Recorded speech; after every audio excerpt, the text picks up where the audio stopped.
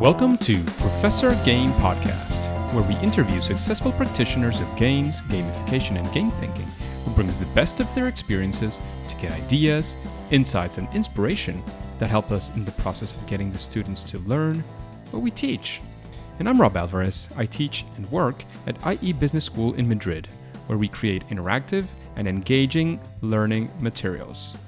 Want to know more? Go to professorgame.com/subscribe, start on our email list, and ask me anything. Engagers, welcome back to another episode of the Professor Game Podcast. And today we have Jimmy with us. But before we kick off, Jimmy, are you prepared to engage? I am ready. Let's do this. Jimmy Chebat, that's the correct pronunciation. Is that decent at least? It's close. Chebat is... Chebat. Chebat, yes. Okay. That makes sense. So Jimmy Chebat is an enterprising business pioneer who has developed a digital initiative anticipated to address the paradigm shifts currently plaguing the workforce, due in part to the workplace culture identity crisis and the ever increasing rate of remote workers. We've seen a lot of this in the pandemic, of course. His portfolio of past business ventures emphasizes his ability to identify challenges facing personnel management, generating innovative solutions using his experience in data analytics, automated intelligence, and of course, gamification. The fourth industrial revolution is already here, and it's Jimmy's fully integrated system that's leading the digital transformation in the tomorrow that we need. That's exactly what we got from Jimmy. Is there anything that we're missing from that intro, Jimmy? I think that was a perfect intro. Thank you, Rob. Thank you very much for being with us today, Jimmy. And before we start off, we'd like to know, you're a very busy man. You have all sorts of things going on in your company and all these ventures that you're sort of taking ahead. But we'd like to know, what does a day with you look like? If we were to follow you for a day or maybe for a week, wherever you want to go for, what would that look like? What does it feel to be Jimmy Chebat in a day like today? Today actually was a really busy day for me. So it'd be a great day to kind of follow along and tag along to get an idea of what my day-to-day usually looks like. I'm involved in almost every facet of my enterprise, from the sales and marketing team to the development team to, the HR, finance, doing capital raises. So I'm usually all over the place, and also the lead salesman at the current moment. As we're launching, we're doing founder-led sales programs.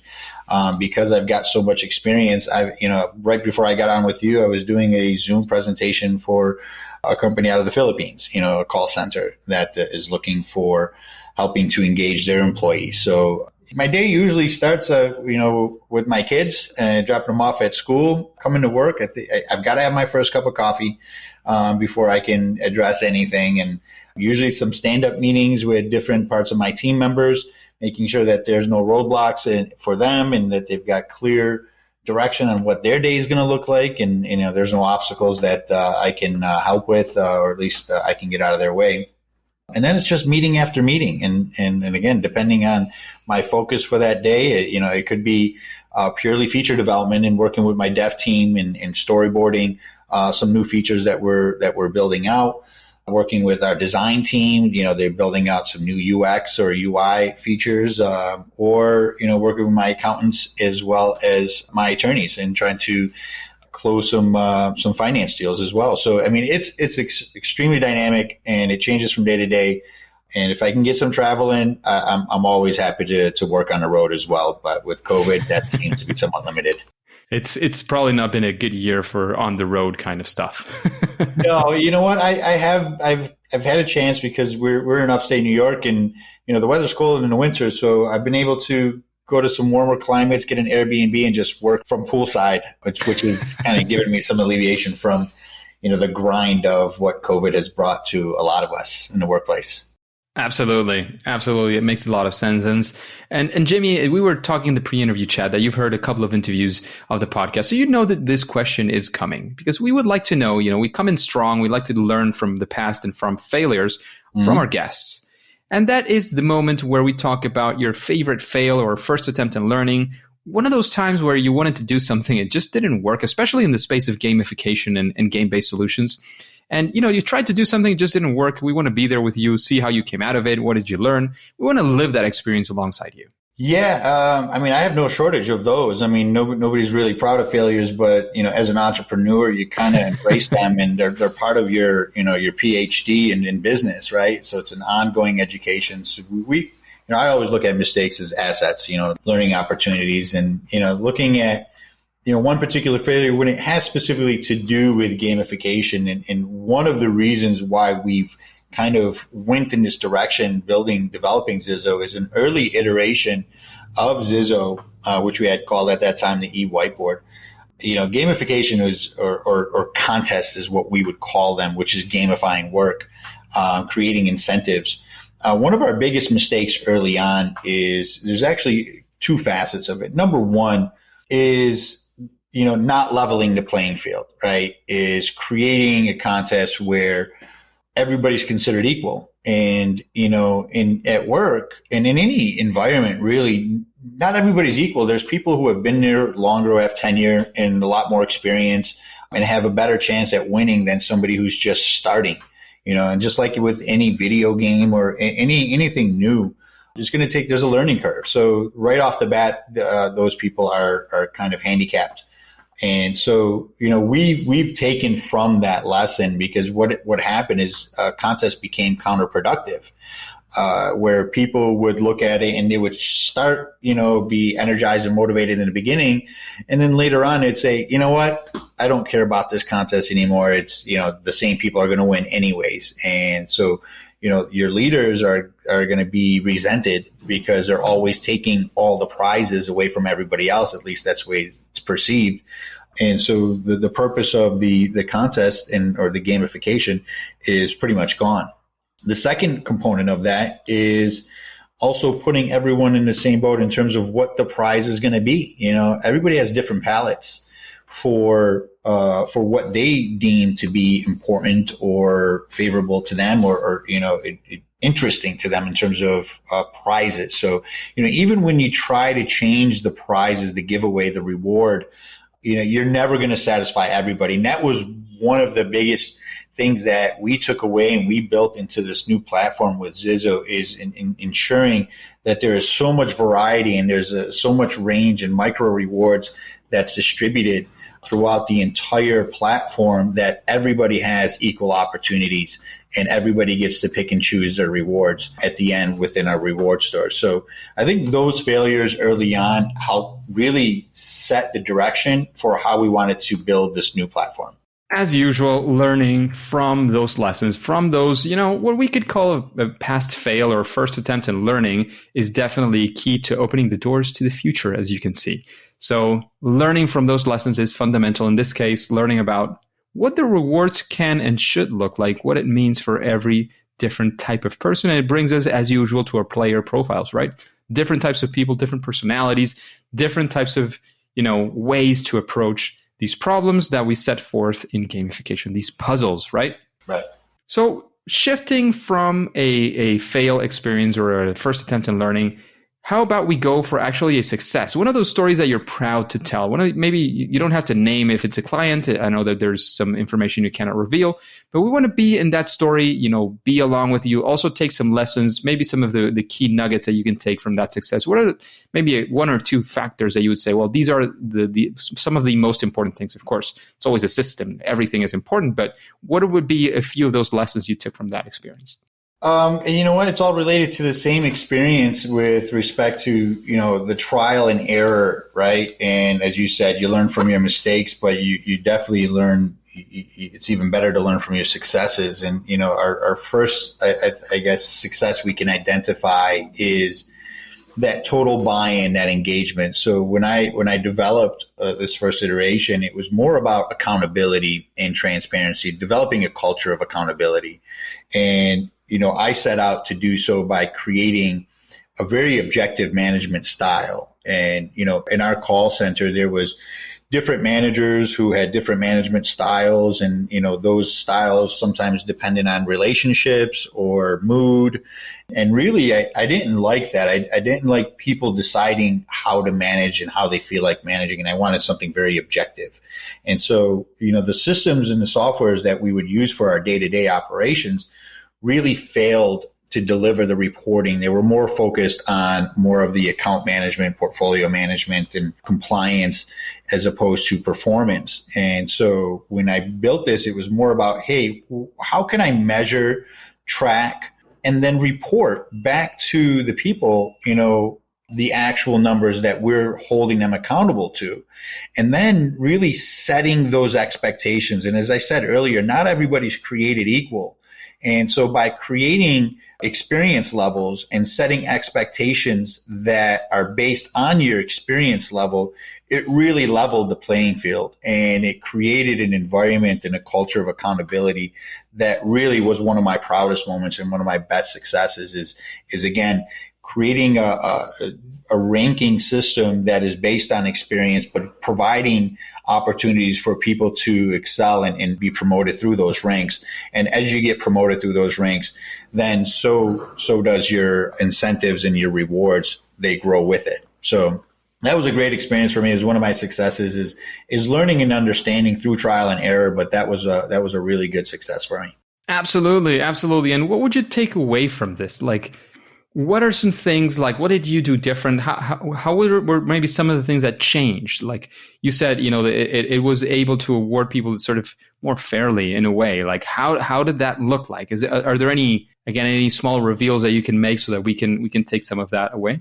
Yeah, I'll tell you let me go back to the origin story, as you can say, for how this kind of debate started. A brother of mine is in the same industry, and he used to treat his, I'll put it in finger quotes, superstars like superstars, right? So they received all of the perks and the advantages and the preferred compensation packages. And again, it was based on, very subjective decisioning on maybe one or two measures, where I would treat everybody equally, regardless. And, it wasn't until variables changed and the environment changed within our industry where the compliance started becoming heavily regulated, and that we had to, this forced us to change this. And, I created this new system.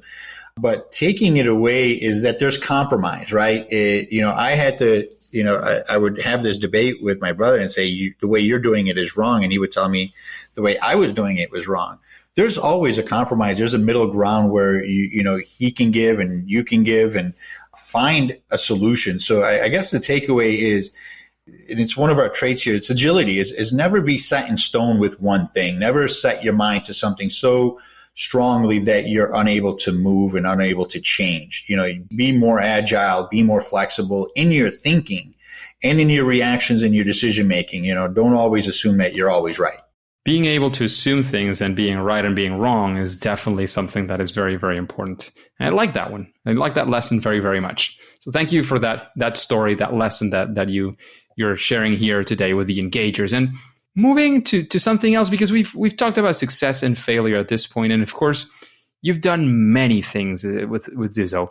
Mm-hmm. Is there some, when you're approaching one of these problems, one of these hairy, sticky problems, difficult things that you want to solve using, your strategies, using, of course, your platform as well, is there some sort of process that you follow, a thought process, a structure, I don't know, a framework? How do you go about using, gamification in your platform?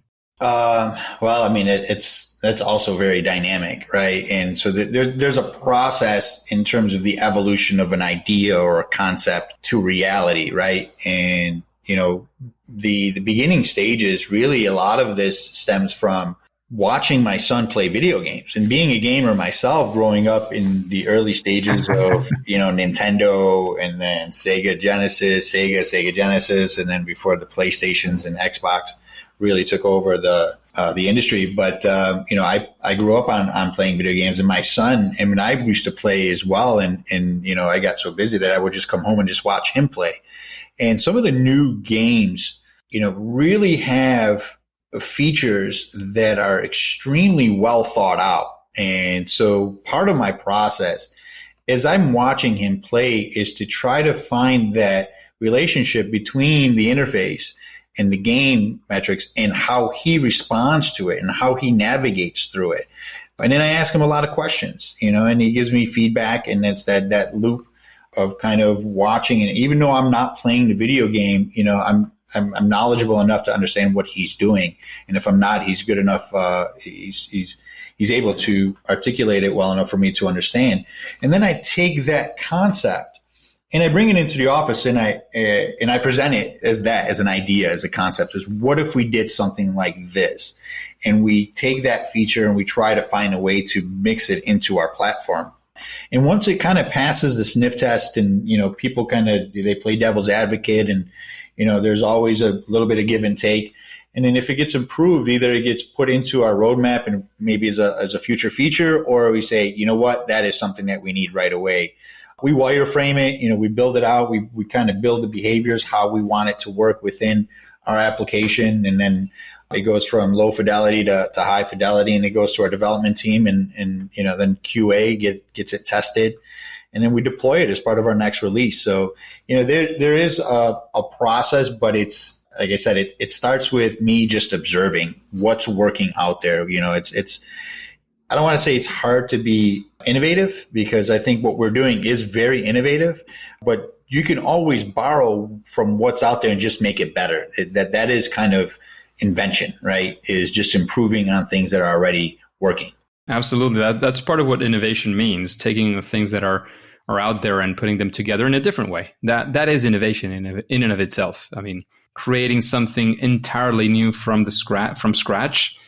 That's, I'm not sure any of the things that we call innovation nowadays are any of that, right? Like, people say, innovation, something entirely new. iPhone. Well, the iPhone was not entirely new. It had, there were mobile phones that were already smartphones at the time, for example. So they had the processors already. Like, there were things going around, right? And I'm not saying it's not innovation. On the contrary, it was innovation. It was a different way of doing things, a different way of mixing them together, and a different user experience, et cetera, et cetera.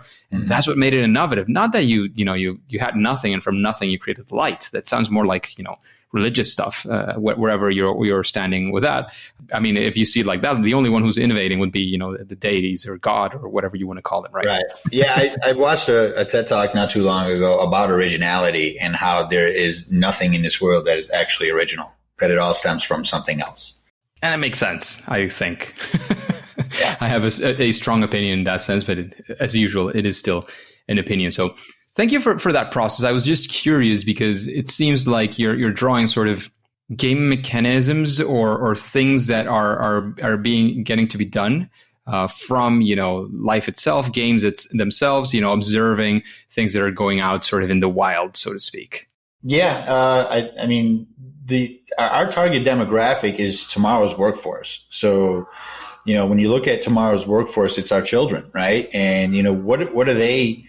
I mean, today's day and age, technology is embedded, and when I talk to certain people and, I try to draw the analogy of, have you ever seen a toddler just pick up an iPad and intuitively just start navigating through? It's amazing. And I think we've kind of grown accustomed to that. But I remember the first time I seen, my son and my daughter pick up and just start kind of navigating through it. I used to play video games with my son, and his controller wouldn't be on. And one day when he was 3 years old, I decided to turn it on. And it was one of the most defining moments of my relationship with him is he knew how to play. I mean, he would play with a dead controller for probably about a year. But when I turned it on, he instinctively knew how to play the video game. And that tells me that, genetically speaking, it's becoming embedded in our DNA that we just know technology. And so tomorrow's workforce is being conditioned a lot by gamification. Gamification has become ubiquitous in almost every area of our life, and bringing it to work just seems like so natural and also inevitable. The problems of today's workforce is that they're disengaged and they're distracted. So let's use the tools that is distracting them to help them become more engaged with work. So, Jimmy, let's actually pick it from there, because we've sort of been beating around the bush in that sense. What is Zizo actually doing right now? Like, what is the mission of Zizo? How's your company and your the software you're creating there helping this mission that you have there? Well, we want to revolutionize workforce management. We know that as humans, we evolve. I think that over the past 2 decades, we've learned that change is inevitable, that we just can't try to force the new generation into old management styles, right? And so first thing that we had to do is learn how to leverage technology, right, to help us improve our management. It's through time efficiency, being able to buy ourselves time to be able to do more and spend more time with people. But, with COVID, it's really accelerated our need to really think about or rethink what the role of a manager really is. In the past, it's about accountability, it's about motivation, it's about training, it's about different things. But now I think that people are learning. There's a lot of tools that users could use to educate themselves. So you don't really need to be a trainer. There's now tools that you can use to motivate people and engage people. And that's part of what gamification is and what we're doing.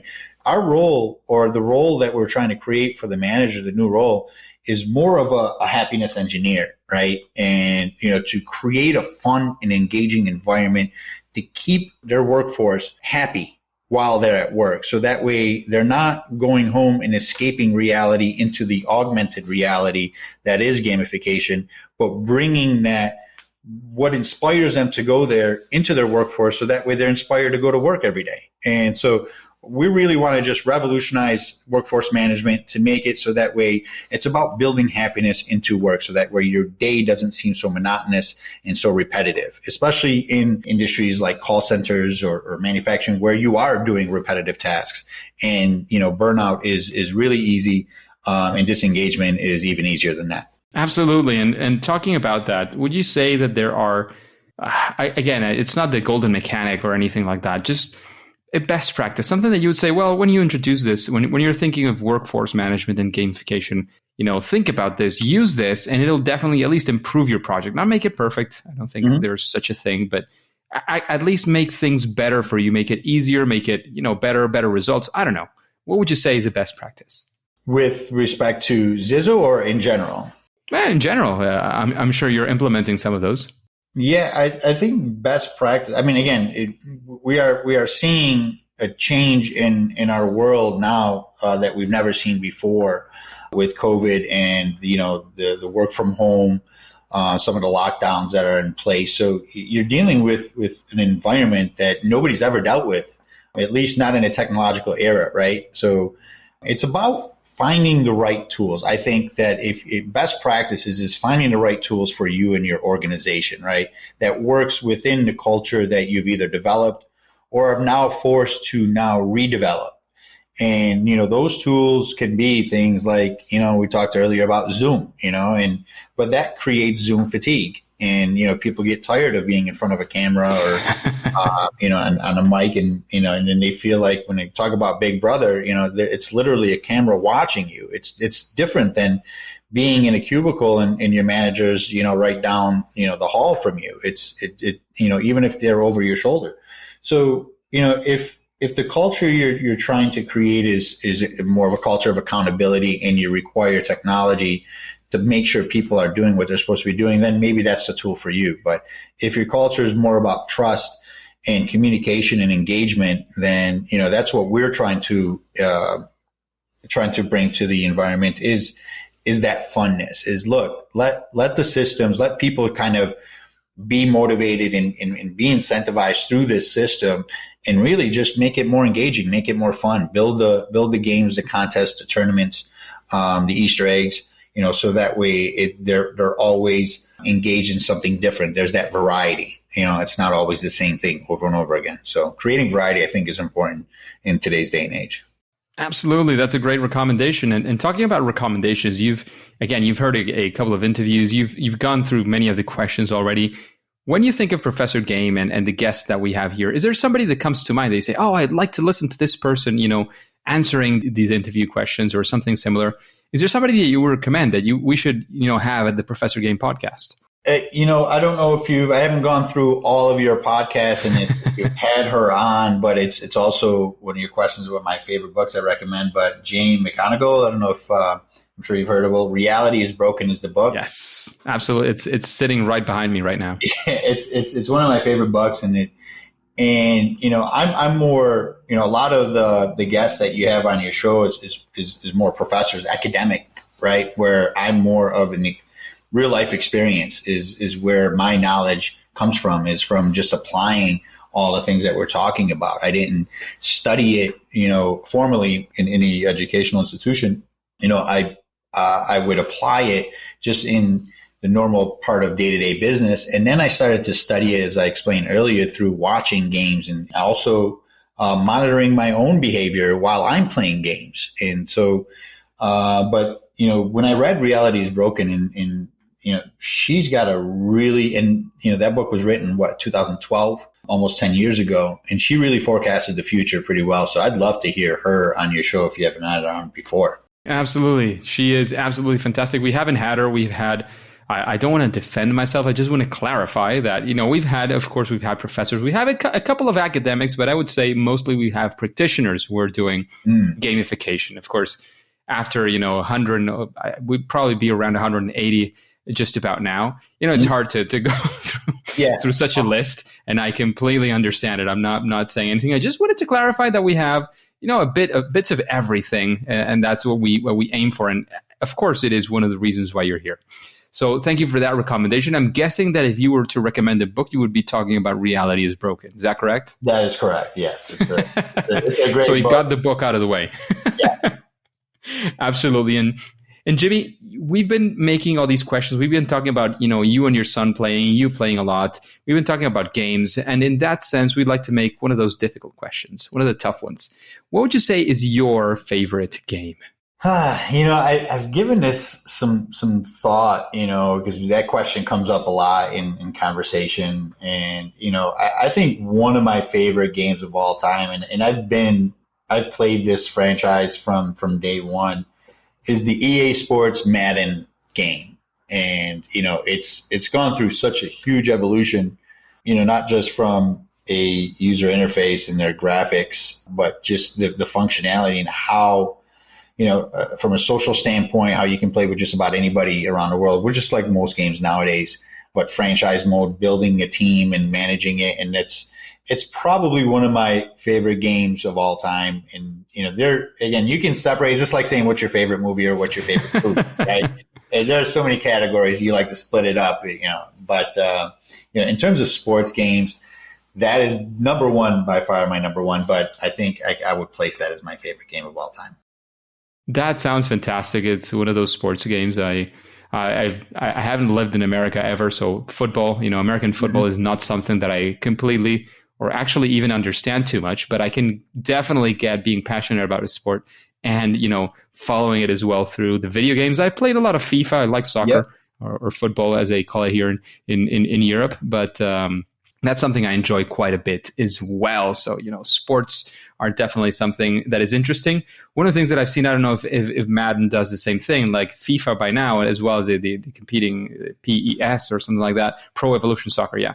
They like literally every single year they have a new one. Is that the same for Madden as well? Yeah, yes, it is. And, it's one of those things where, they just force you to buy a new game. But and I think I heard you talk about it in one of your podcasts with respect to Fortnite, is there's a lot of in-app purchases, right? So you have to buy the video game, and to really enhance your team is, you can buy and spend some money, some real dollars to develop your team. And, over the course of the year, you've really done, whether you put any effort and the sweat equity to build it up, or whether you took the shortcut and paid for some experience points and some coins to upgrade your team. You've taken pride in developing something, and then you got to start all over again, right? In the new year. But yeah, they do annual releases, and they used to have names for them. Now they just put the year at the end of them because they've gotten so far through all of the different games for the year. Not to go too deep into the rabbit hole, but I've seen I just went through 2 or 3 of the different years. I mean, the very older ones like FIFA 98 was one of the first ones I played. But then more recently, like I think it was 14, 15, and now I have the 17. They kind of imported some of the things that you had there. Of course, not the full team, because of course as well the players changed and many other things. But they do kind of bring you some of the of the neat things that you had on the experience point side and some of the things you can sort of purchase with that experience. They kind of brought some of that, but of course it can be frustrating. Like you've managed this whole team for a year or so. You've gotten it so far, and now you basically start from scratch in many ways. Yeah, and in the past, when you'd look forward to the new year, the new release, because you're getting all of the latest features, and you get no upgrades or updates throughout the year. But now, when you're connected to the internet, they're constantly releasing, whether it's a roster update, whether it's a feature release update. They're constantly doing updates, and you're getting real live updates, as frequently as you log into the platform or to the console. But it's not that excitement level anymore that it used to be, where it's like, I can't wait for the new graphics. And that was the big thing, is just the graphics. Yeah. And now the graphics. And at this point, to be fair as well, the graphics are not so different from one year to the other. No, not anymore. I mean, in the past, you would see a considerable change. Some you liked, some you didn't. And sometimes they would actually go backwards because they just, but that's part of the continuous feedback loop, right? Is, they would have to wait a whole year before they get feedback. And then they wouldn't be able to provide the new updates until the following year. Now it's continuous releases, and they're making the changes on the fly. Absolutely. And we talked about, recommendations of games, of books, of speakers or guests for the podcast. How about you, Jimmy? What do you think is, or what do you feel is your superpower, that sweet spot, that thing that you do at least better than most other people, that thing that, sort of distinguishes you out from the crowd? Man, when it comes to creating game-based solutions, I would have to say is my agility. I think it's one of my greatest strengths, and one of the strengths that I think people need in today's day and age is to be able to pivot, so quickly, and make those changes on the fly.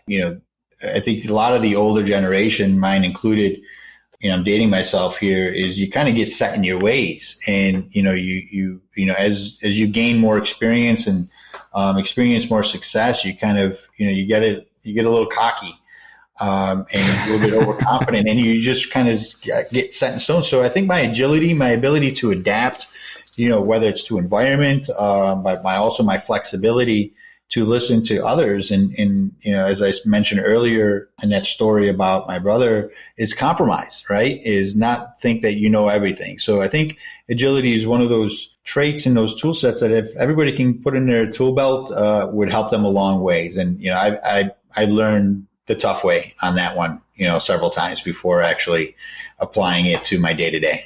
Absolutely. That makes sense. Beautiful, beautiful way of seeing it, and very, very useful as well. So, Jimmy, we can't thank you enough for being with us today. I know that your life, is quite busy, many things going on, as we were talking at the start. However, you've invested this time in the Engagers, to bring your message, your experience, your knowledge. But before we let you go, we want to know if you have any sort of final piece of advice, any final words that you want to have. Of course, let us know where we can find more about you, about Zizzo. I don't know, anywhere you want to point us to, any CTAs that you have at the end. This is the time to do it. Yeah, number one, to connect with me, playzizzo.com. That's play and then ZIZO.com is where you can learn more about our application and what we're building and how we're looking to revolutionize workforce management. And then all of my social media links are on that website, and you can find me there, and Jimmy@playzizzo.com if you want to shoot me over an email. As far as quick advice for listeners, whether you're a gamer, an engager, obviously with your followers here, as a business person, entrepreneur, or anybody, I talked about agility, I talked about compromise, but on this topic of gamification, having fun, I think, is really, really important, and not taking life too seriously. I think we live in a very polarizing world right now, where whether it's politics, whether it's how you view, COVID, and, it could really stress you out. And I think that's why a lot of people kind of escape, from this reality. But have fun. Don't take life too seriously. Be agile, be ready to change, and also be empathetic, to people who don't think or act like you, because you never know what their situation's about. So I think, whether it's empathy, having fun, being agile, all of the above. That would be my advice to your listeners. Makes a lot of sense. Thank you very much for that advice. Remember, you can find all of this information at playzizzo.com. You can find Jimmy Chebat, all of the jazz all about Zizzo as well. However, at least for now and for today, it is time to say that it's game over. Hey, Engagers, thank you for listening to Professor Game Podcast. And if you want more interviews with these amazing guests that we always have, people like Jimmy, then all you have to do is go to professorgame.com/subscribe and get started into our email list. And that is for free as well. That way we can be in contact and you will be the first to know of these opportunities that we are now starting to create through Professor Game, especially created for you. And before you go on to your next mission, remember you can also follow us on your favorite podcast app. That is also for free so that you can listen to the next episode of Professor Game. See you there.